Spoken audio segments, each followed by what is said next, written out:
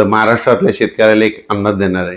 तर राज्यातल्या सर्वप्रथम शेतकऱ्याला सांगू इच्छितो की राज्यामध्ये महाराष्ट्रामध्ये मान्सूनचं आगमन झालंय, पण ते कसं झालंय, दक्षिण महाराष्ट्रामध्ये काही जिल्ह्यामध्ये झालं, म्हणजे काही सांगली, सातारा, सोलापूर, कोल्हापूर, बीड जिल्ह्यामध्ये काही भागातच झालंय, लातूर जिल्ह्यात काही भाग, पण सर्वदूर झालेलं नाही. म्हणून हा अंदाज सर्व शेतकऱ्यांना लक्षात यायचा.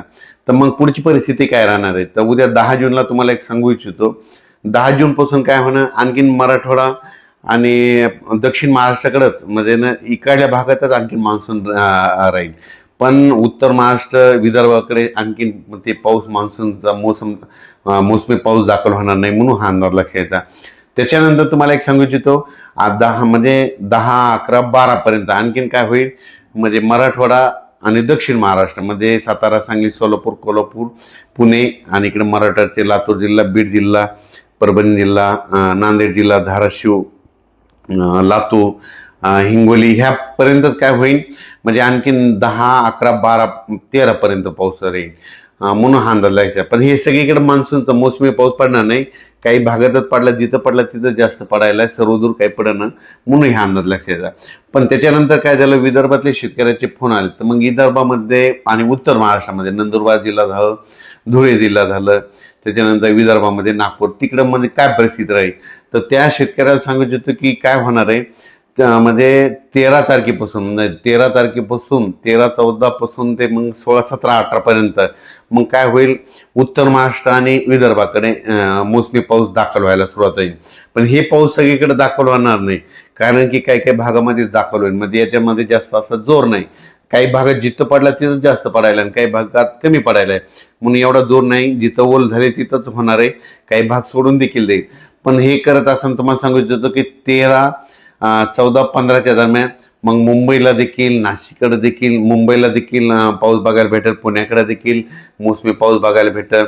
नंदुरबार, धुळे जिल्हा, जळगाव जिल्हा, संभाजीनगर जिल्हा, कन्नड ते भाग, त्याच्यानंतर सोयगाव तालुका, त्याच्यानंतर बुलढाणा जिल्हा, अकोला जिल्हा, अमरावती जिल्हा, वर्धा, भंडारा, गोंदिया, चंद्रपूर, यवतमाळ ह्या पट्ट्यामध्ये काय होईल, मग 13च्या नंतर तिकडल्या पट्ट्यामध्ये मोसमी पाऊस बघायला भेटत, पण तो पण सर्वदूर नाही राहणार. काय होणार आहे, काही काही भागातच पडणार आहे. मग शेतकऱ्याला सांगितलं तर याच्यामध्ये काय झालं की आहे, पण थोडा कमजोर आहे. तर शेतकऱ्याला एक विनंती की जमिनीमध्ये जर ओल असेल तरच पेरणीचा निर्णय घ्या, नसता घेऊ नका. मी पहिल्यापासूनच म्हणलं होतं की यावर्षी पेरणीचे 3 टप्पे होणार आहे, एक 7 ते 14 मध्ये. मग आता दक्षिण महाराष्ट्र, कोल्हापूर, सांगली तिकडे पाऊस झाला, त्यांच्याकडे ओल असेल तर ते पेरणी करू शकते, समजा की ते त्यांचा निर्णय घेतील. त्याच्यानंतर काय होणार आहे, जूनच्या शेवटच्या आठवड्यात म्हणजे 20 जून ते 30 जून मध्ये एक पेरणीचा टप्पा राहील. मग त्याच्यामध्ये देखील महाराष्ट्रामध्ये पाऊस पडणार आहे.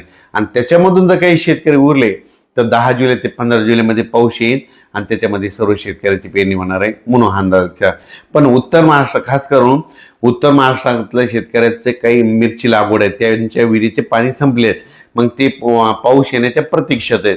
तर त्यांच्या उत्तर महाराष्ट्र, कन्नड तालुका, सिल्लोड, भोकरदन, त्याच्यानंतर जळगाव जिल्हा, नंदुरबार जिल्हा, धुळे जिल्हा, त्या शेतकऱ्याला सांगू इच्छितो की पारोळा तालुका, की तुमच्याकडे मात्र 13 तारखेपासून 13 जून पासून ते 17, 18 पर्यंत दररोज वेगवेगळ्या भागामध्ये विखुरलेल्या स्वरूपाचा हे मोसमी पाऊस दाखल होईल. सर्वदूर नाही पडणार, पण वेगवेगळ्या भागात पडणार आहे, म्हणून हे अंदाज शेतकऱ्यांना लक्षात यायचा. त्याच्यानंतर विदर्भामध्ये देखील अशीच परिस्थिती राहील.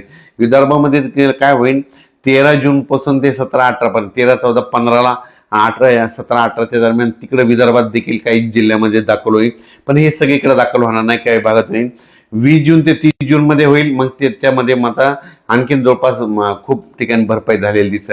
म्हणून शेतकऱ्याला सांगू इच्छितो, पेरणी करत असताना निर्णय स्वतः घ्यावा, कारण की काय होतं, जमिनीमध्ये ओल नसाल, 4 बोटावर पेरणी केली तर ती फेल जाते. म्हणून चांगली ईदभर ओल गेल्याच्या नंतर शेतकऱ्याने पेरणीचा निर्णय घ्या.